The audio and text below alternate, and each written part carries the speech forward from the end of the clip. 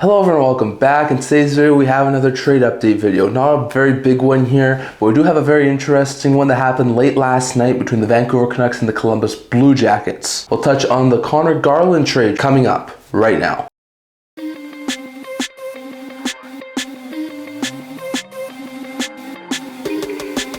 Hello everyone, welcome back to another end-to-end hockey trade update video. Once again, if you haven't already, leave a subscribe down below. It really does help with the channel. We're trying to hit 650. So if you can, leave a subscribe. It really does help with the channel. And if you didn't check it out on my YouTube channel now, I do have my live stream from this morning talking about all the trades that happened on trade deadline day. So if you can, check it out. You'll get my raw reactions to all the things that happened on trade deadline day. So definitely don't forget to check that out if that is something that you are interested in. But in today's video, we do have a trade update video. I should have a couple more of these out later tonight, and definitely a whole bunch tomorrow talking about all the trades that happened on trade deadline day. But in today's video, we're doing a one about a trade that happened late last night. It was between the Columbus Blue Jackets and the Vancouver Canucks. The trade is as follows. The Vancouver Canucks dealt Garland his entire cap hit, including with the extension, to the Columbus Blue Jackets in exchange for a 2028 second and 2026 third round picks. This is a pretty good deal for both sides. For the Canucks aspect of things, there was a lot of talk that Garland was the most likely veteran to get moved. He wound up being the only veteran with term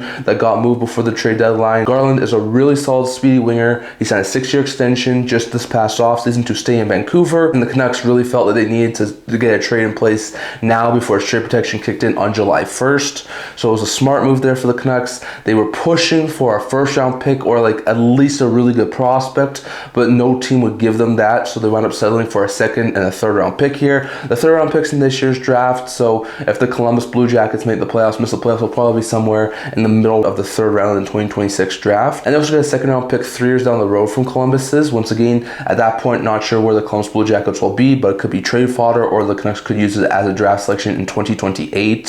So once again, I don't think it's a terrible return, but for what the Canucks were really hoping for, like a first round pick or a really good prospect, it's definitely a little bit of a letdown on the trade return. For the Blue Jackets, I feel like this is a pretty good steal. They didn't have to give up a first round pick, they didn't have to give up any sort of really good prospect, didn't have to give up anyone off their roster, and they get a massive upgrade for the current playoff push. As we're recording this video, the Jackets are only 1 point back of the Boston Bruins after yesterday's win for the final playoff spot in the Eastern Conference. So all in all, the Jackets are trending in the right direction, and I think Garland will be able to help with that. Garland's 29 years old, he's a right winger. As we talked about, he's in the final year of his deal and will kick in a 6-year contract extension at the beginning of next year. Not having the greatest of seasons, but then again, I think most Canucks are not. Has 7 goals and 26 points in 50 games in Vancouver. After last year, when he had 19 goals and was 2 points shy of a career high with 50 points in 81 games. So he turned to a really solid, productive player. Was not this year, but hopefully getting rejuvenated into a new franchise will be a really good stepping stone for Garland to get back to the level of play he did the past couple of years in Vancouver. So all in all, I think this is a pretty good deal for both sides. The Canucks get a couple of draft picks and start to move off some of the veterans, which I expect them to continue to do in the offseason with guys like DeBrusk and Besser and Pedersen. For the Blue Jackets, this helps them both now for the current playoff push and in the future. And I do not like the term on the contract because Garland will be, I think, like 35, 36 by the time that deal ends.